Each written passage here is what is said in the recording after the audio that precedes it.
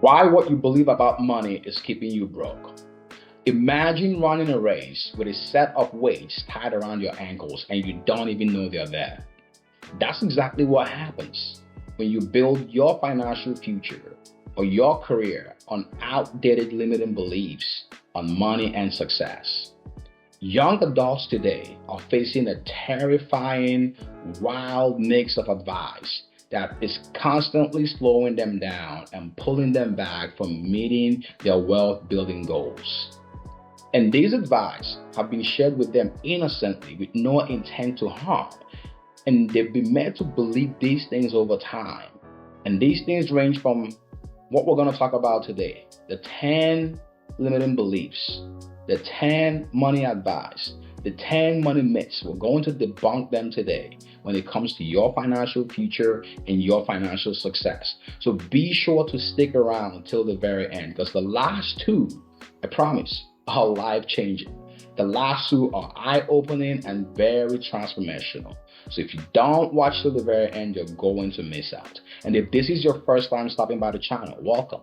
Consider subscribing now to avoid missing out on helpful, useful financial insights and financial wellness tips for your success. Let's dive right into it. The very first thing you hear, or the very first advice that people have been made to believe that's holding them back today, those in their 20s, is follow your passion. And when it comes to this belief about following your passion, it says do what you love and the money will follow. In reality, I've come to find out that passion pays $0 per hour for the most part, but skills will pay you $100 plus per hour. So most people, when starting out, they focus on their passion and they don't get rewarded for their passion, and they get frustrated and they give up and they become miserable. But if you want to play the game right, the key here is pick a skill, a high income skill, a skill that will pay you pretty well. This can be marketing, this can be sales, this can be project management, this can be leadership, this can be design. Whatever skill you pick, hone in on that skill, and your objective should be mastery. Because with mastery comes the reward, the pay, and that's where the passion blossoms. So passion is derived from competence. If you become really good at something, you become really valuable at something, you become the best at doing something, naturally you will start to get passionate about that thing. And that's what these people mean when they say follow your passion. It should be follow a skill that you can become very competent at, that you can achieve mastery at, and that mastery will lead to something that you're very passionate about, not the other way around. Number two, work hard and you will be rewarded. This idea or this belief has been framed and imprinted in the minds of younger adults, young professionals in their 20s. And while your 20s is full of energy, you want to make sure that you are not just taking this advice at face value, where you're trying to work hard to outwork everybody else. Because you can be working on the wrong things. The goal here is not doing 80 to 100-hour weeks on the wrong thing. You gotta have a strategy. Because if you don't have a strategy, all the hard work is just going to be like someone running 10 miles per hour on a treadmill and they're still stuck in the same spot. That's just a hamster wheel. So your goal should be to be very strategic, not just working hard, but working smarter and using leverage with systems and processes and tools that will help you optimize your hard work. Because remember, there are people out there working 60-hour plus on construction sites. The janitor at Walmart or the guy who cleans the bathrooms at McDonald's, he works harder than the CEO in terms of the manual labor. But maybe they're working on different things. So make sure that you're working on things that move you forward financially. We're working on the big items. We're working on things that will add to the big picture, not just things that don't matter. Number three, debt is bad. Avoid debt at all costs. This is something you typically hear from the older generation. And I'm here to debunk this myth. Not all debt is bad. In fact, the big businesses have debt. The Apples of the world, the Googles of the world, the Fortune 500 companies, they all have debt on their balance sheet. What matters is this debt growing your revenue if you're a business? Is this debt used to grow your profitability? Is this debt used to grow your business in general? So from your personal level, is this debt you're taking on growing your net worth? Is it cash flowing? Is it providing income for you and your family?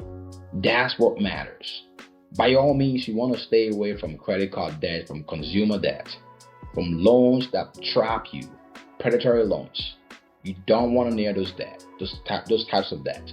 But you want to get in position where you're only taking on debt that puts money in your pocket. For instance, if you purchased a cash flowing rental property, the mortgage that you took out from the bank, that's not bad debt, because that's debt that your tenant is hopefully paying down and paying off over time, and also putting money in your pocket at the same time. So you got to delineate, you got to differentiate between bad debt and good debt. Bad debt does not put money in your pocket, it takes money away from you and it hurts your net worth. But good debt increases your net worth and puts money back in your pocket. Number 4, you've got time, you're still young. This is something you hear from older relatives. It could be your parents or older adults. If you're in your 20s and 30s, the one biggest asset you have right now, especially those of you in your 20s, is time. That's the big advantage you have over other people in the wealth building journey. Time. Time should be your best friend. So don't let people fool you by thinking you're too young to start a business. You're too young to invest. You're too young to go out there and conquer the world. No, you are not too young to do that. The thing you have on your side is time, and with time comes the power of compounding. And the earlier you start, the better the compounding magic would be in your favor. And each year you delay, you're going to pay the price when it comes to compounding. So think about this. If you started investing $100 a day from age 20 and you stopped at age 30, you're going to have more money than the person who started investing the same amount at age 30 and never stopped for the rest of their lives. That's just how much time plays in your favor. So do not take that advice that you are too young to start, or just chill, you're too young to build your venture, to invest, to build your business in your 20s. No, you're not. Number 5. This is one that you hear a lot, and this is not meant to harm you. This is a good thing. This is something that I believe you should aim for. But at the same time, you want to be really cautious about this advice or this belief. And number 5 is you should aim for a high salary. If you're 22, 23, 24, 25, if you're in your 20s, your early 20s, and you're just starting out in your career, what I've found to be working for the most successful people, or what I've seen to have worked for most successful people, is most of them in the early stages do not focus on high salary. They focus on learning high income skills, high leverage skills. They focus on ownership, because you could be making $200,000 a year and be broke at the end of the day. There's been people, basketball players, football players, athletes, NFL, NBA. They've made millions of dollars and lost it in 5 years or less. And that's about 60%. Majority of sports players, this is the case for them. High salary earners make millions of dollars, more than most people would ever make in their lifetime. And they lost everything in a short amount of time. So this tells you that it's not about a high salary. You want to build a sustainable set of skills. You want to go to a place where you can learn the most, a place where you can make the most of the relationships, the most of the connections, the place that supports you, a thriving environment that can enable you to flourish and increase your earning potential in years to come. And if possible, you want to get into a place where you have an ownership stake. So focus on ownership. And if ownership is not possible within your workplace, focus on wealth building by owning stocks, real estate, and other assets outside of work. So the real key here is what you keep and not what you earn, and what you take away from the job and not what you consume with the lifestyle that the job gives you. Number 6, I'm sure you've heard this from people who mean no harm. They say investing is too risky.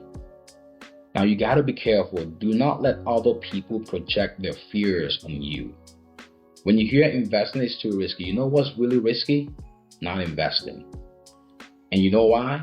Because of the word inflation. Inflation eats away at your savings. So you have people who have saved their whole lives. You can't save your way to wealth. Saving is a good habit. It's something you should learn. It's something you should practice. It's something you should do. But the end goal is not just stashing money in the bank or under your mattress. You have to put the money to work. And the way you put your money to work, the way you make every dollar make you more dollars or have more babies for you, is by investing. So every dollar you invest over your lifetime should make you 5 to 6 times more if you start in your 20s. So the goal here is understanding that everything comes with a risk. Everything has a risk premium. But the way you mitigate the risk is by learning and studying that thing you want to invest in. So I have a rule. Before I invest in anything, I invest 100 hours first in studying and learning that asset. This can be real estate. This can be a stock.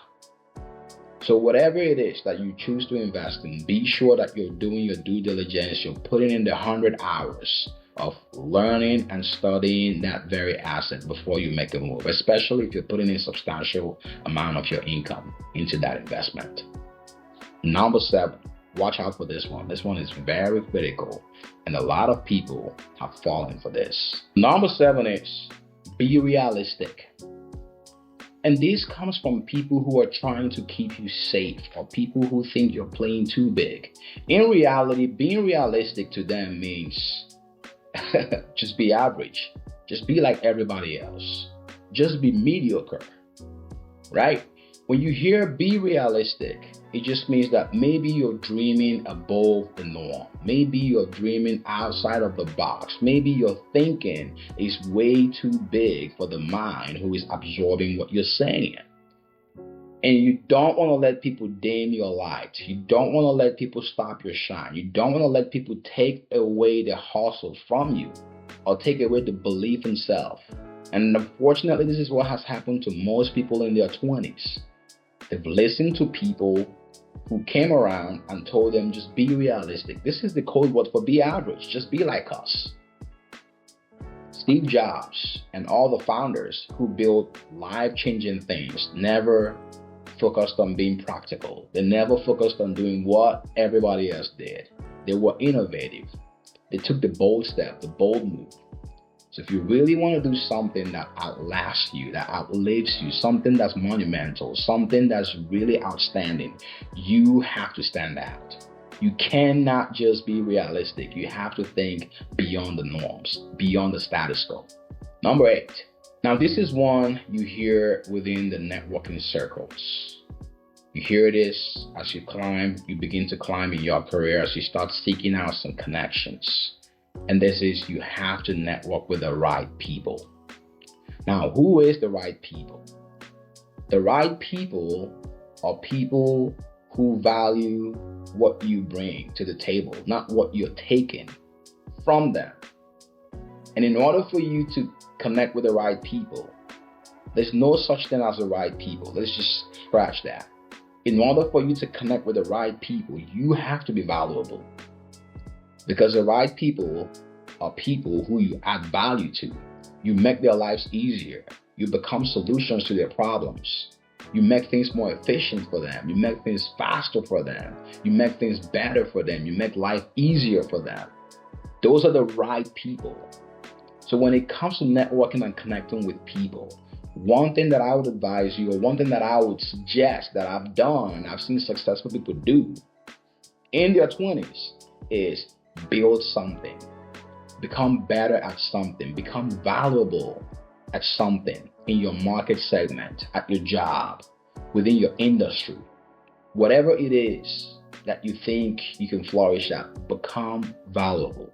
Because you have to be the person of value first, and that's how you attract the right people. The right connections will come to you. Number 9 has held so many people back, and that's why I said you have to hang on till the very end, because I've got one more for you. So number 9 has held a lot of people back. A lot of young people suffer from this every single day. And number 9 is the advice or the belief that you have to know it all before you start. You have to be a pro before you start. You have to be an expert. This is something that personally held me back for years. I thought about blogging. I thought about a few things where I could add value, empower people, but I just never felt like I knew enough. Because people were like, oh yeah, no, you have to wait some more years. You have to acquire this, and that knowledge. But the truth is, a lot of experts today were once amateurs. A lot of experts that you read their works, a lot of experts that you admire their works today, they once started from zero. So never wait till you know it all. Action is how you become a master. Action is how you become an expert. You have to execute. You have to jump in there. You have to throw your name in the hat. You have to get in the court. You have to get in the zone, in the action zone. And you got to get going, because that's exactly how you become an expert. That's exactly how you become the know-it-all guy. It depends on what you do every day. Every day you got to take action. Whatever the goal is for you, whatever the venture is for you, I implore you to start today. Just pick one little step, implement it every single day, work on the fundamentals, refine it every day, and put it out there, because the world deserves to know what's in you. The world deserves to know what you have. You can make an impact. You don't have to be an expert to make an impact. You don't have to be a pro to make an impact. So I hope this does not hold you back. Last but not the least, number 10. Pay attention to this one. Money is the root of all evil. That's number 10. You've heard this before. You've heard this from a lot of people. Money is the root of all evil. But here's something that you don't understand. People who say this, people who profess this, most times they feel that the rich people are corrupt. They believe, I'm not saying they're wrong, but they believe deep down within them that having money or having wealth is evil. They just don't think you deserve to have money or you deserve to have wealth. So when it comes to your financial success, when it comes to your wealth building journey, you have to understand that money is nothing but a tool that you use to buy freedom. And with freedom comes options. With freedom comes choices. You have the choice to spend your time the way you choose to spend your time, with who you want to spend your time with, and how you desire to spend your time. So money amplifies your generosity. Money amplifies who you are. With money, you can fund your ideas. With money, you can support your causes that you believe in. With money, you can support your family. With money, you can really change lives. So when people say money is the root of all evil, what happens is when people use people and value things because they want to get money, that's where the problem begins. So as long as you are focusing on adding value, as long as your focus is on creating value and adding value, you, my friend, will build wealth and disregard what everyone else is telling you, that money is the root of all evil and all that yada yada, all that nonsense. The key thing here is money is a tool that buys you your freedom, that gives you options, that gives you choices, and makes life easier for you. So let me know your thoughts in the comment section below. Which of these myths that I debunked today stands out the most to you? And which of these would you be correct in starting today? Let me know in the comment section below. And I've got a gift for you. If this is your first time, be sure to subscribe so you don't miss out on the helpful tips on this channel. I've got the notes that you can download. in the PDF in the description section below. Be sure to check out the blog as well in the description section below. Thank you for watching and see you on the next one.